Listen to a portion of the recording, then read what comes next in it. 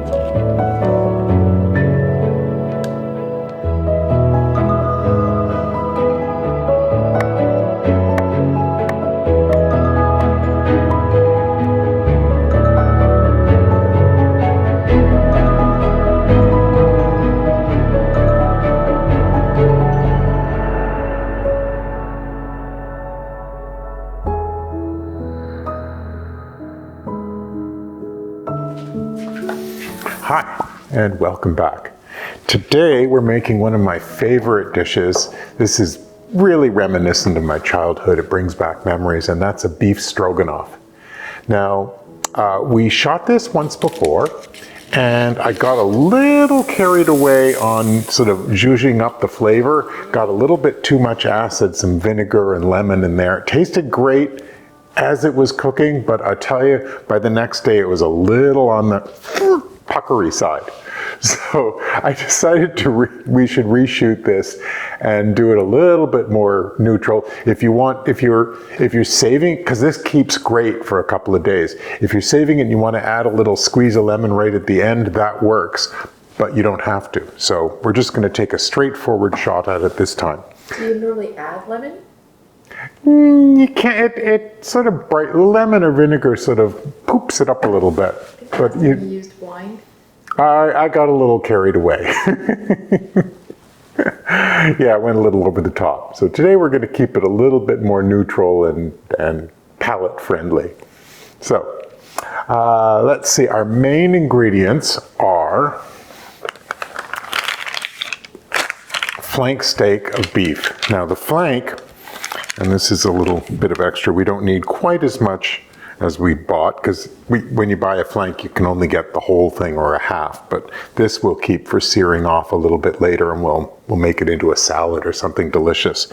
Because the flank steak is really great. It's got a lot of nice meaty flavor. You can see the grain runs lengthwise through this cut of beef. And that means that if you slice it thinly across the grain, it's going to sort of automatically tenderize it and make it really delicious to eat. So there I've sliced it nice and thin across the grain, and I actually slice it on a bit of a bias. So you're really cutting into the grain, and that makes it a nice tender piece of beef with lots of nice deep beef flavor. And that's what makes it really good. And if you use, a lot of people use like a sirloin, but really I mean, first of all, flank steak's a lot cheaper than sirloin. And secondly, I love how that deep meaty flavor of the flank comes through in the sauce.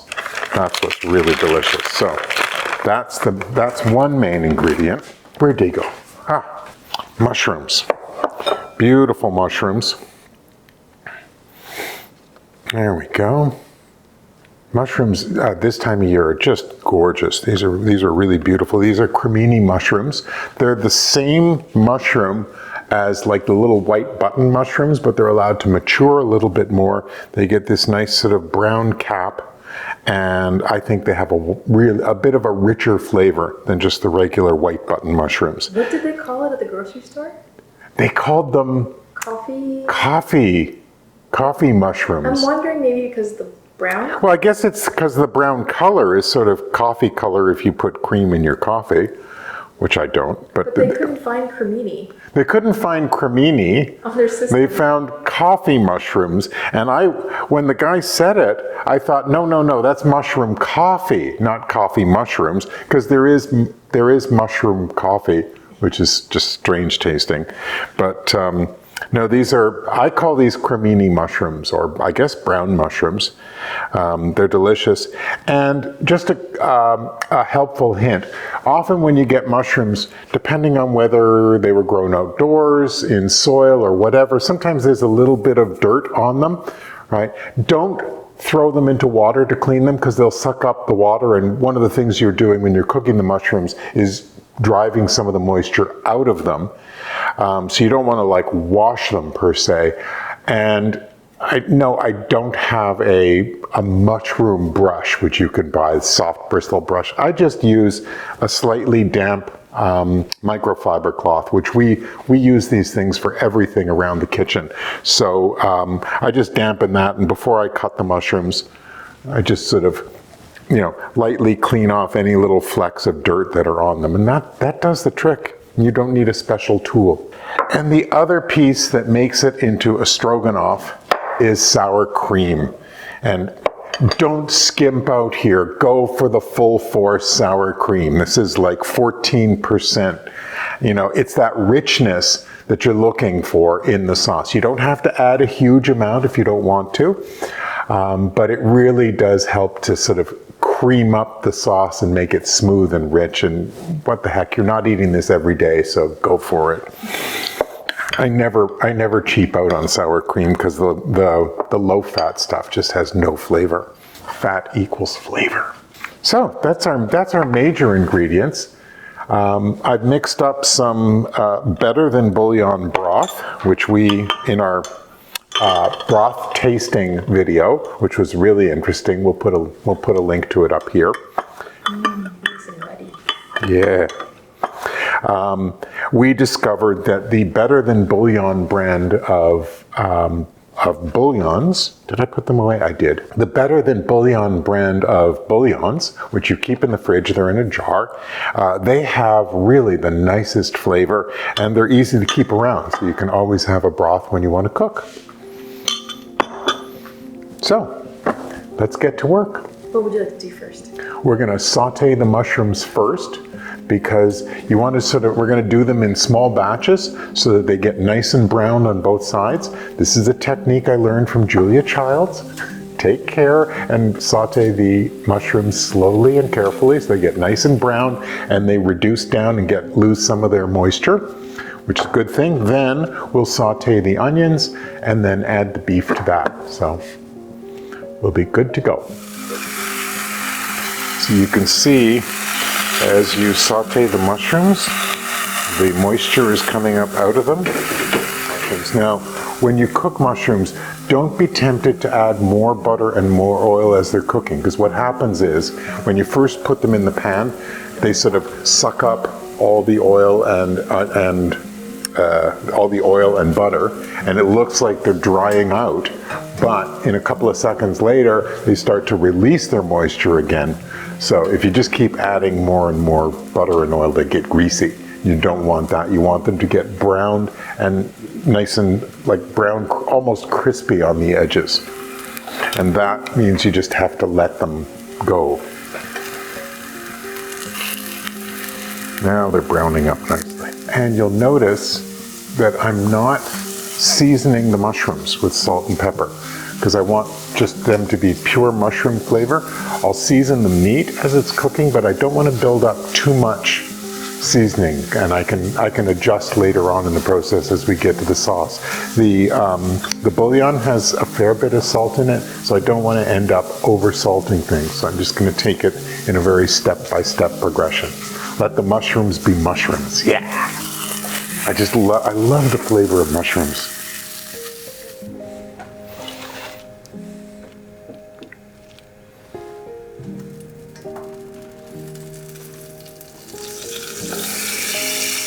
Onions go in.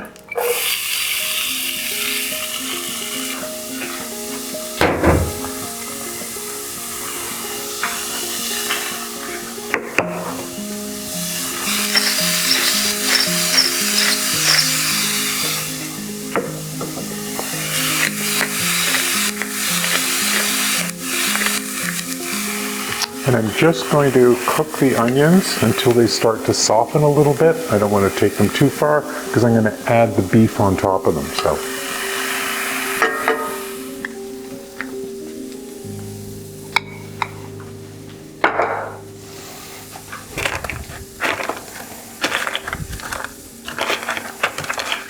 Just lightly dredged. Then these can go into the pan.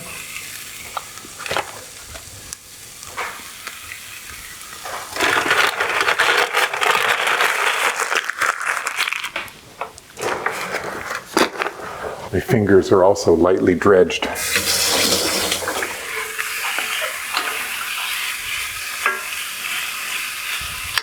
I'm just browning up the beef, letting it sit on one side and get a nice browning on it.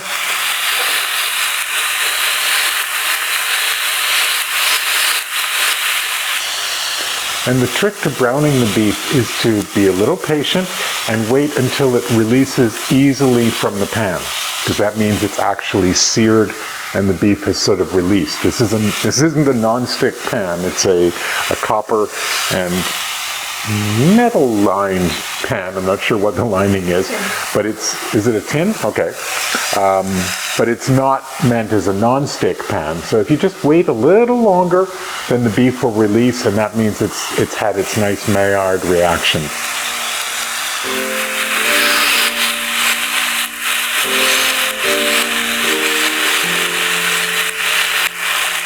Oh yeah, nicely browned.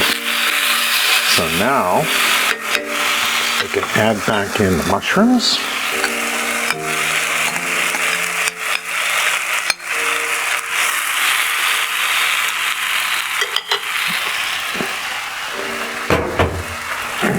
Get the pasta water boiling again.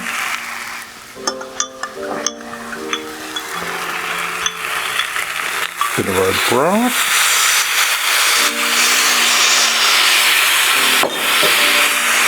And make sure we get all the good flavor off the bottom of the pan. Ooh, that's looking good. I'm going to add a little bit of tomato sauce and a little bit of mustard. That's just going to add some umami to it.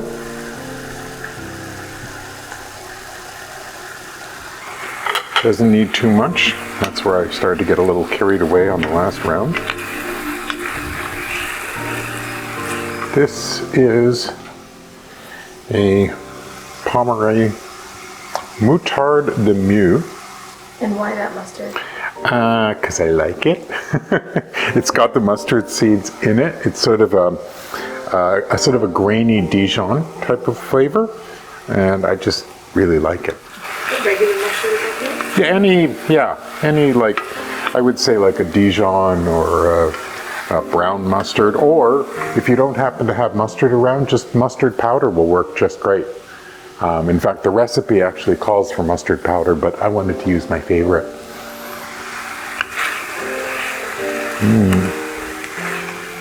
As this sauce cooks, just going to keep adding in broth.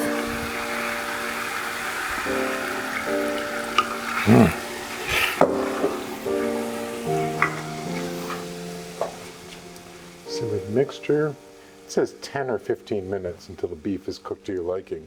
I don't think it's going to take that long.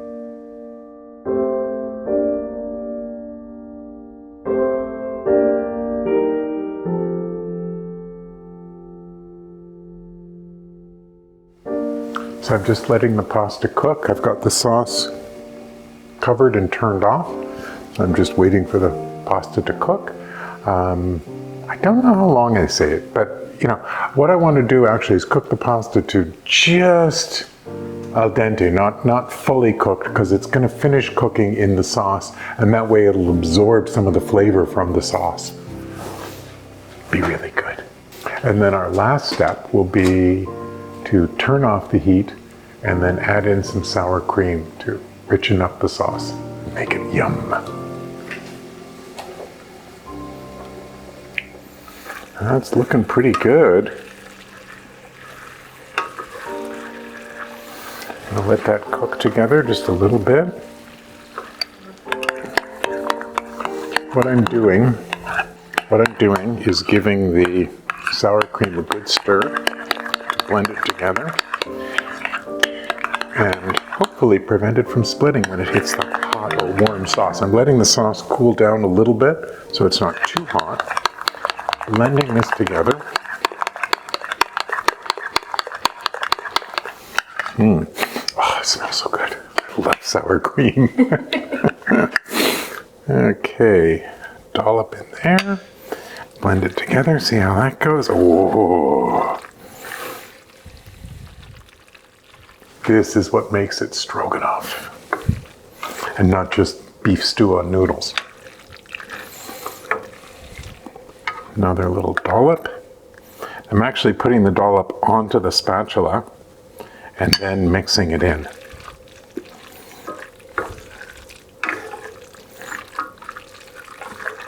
I think we're good.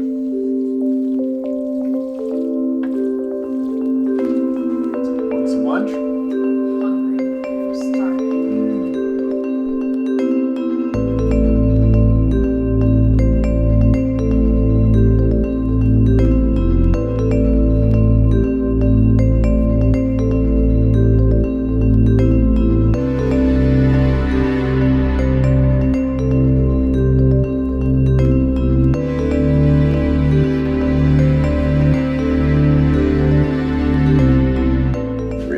Oh my God, I'm so hungry. It smells so good. It smells really good in here. Come on in. Hi. Take a fork. Thank you. Dig on in, see what you think.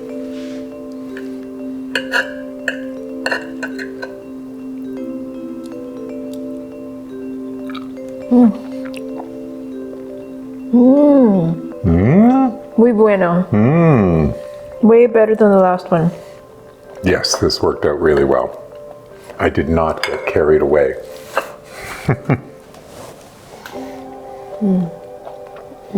Yeah. Yeah, I sort of looked up a bunch of recipes and sort of combined them in my head to get to this. And then really, this is another one of those recipes where you just sort of let the flavor develop and adjust as you go. I don't want to talk okay? with a mouthful. It's so good. Let me try. I've been tasting as I go. So. Way better. Ah.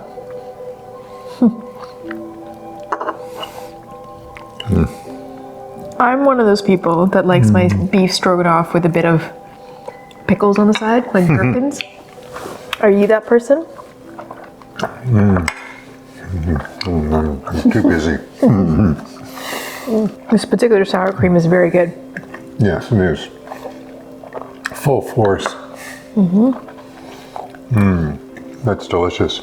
It's funny, I've never heard of or thought of pickles on the side of stroganoff. So in my previous life, I used to work at an extremely corporate job. And they're not cafeteria, I guess they're food hall. Staff cafeteria. I guess they would call it a food hall. Because it wasn't standard cafeteria food by any means. One of the things that their chefs made was beef stroganoff. And that's when I actually had beef stroganoff. I've never really had one before. And they would always serve it with a side of pickles, and I really enjoyed it. I like that little hit of tartness because I find the dish is so rich. And you know what? In all the years that you and I have known each other, we've never had beef stroganoff together. It's true. We've never made this at home. I don't know why. It's so good. And it's easy to make. Yeah. How long did this take? If you weren't shooting this, how long do you think it would take you?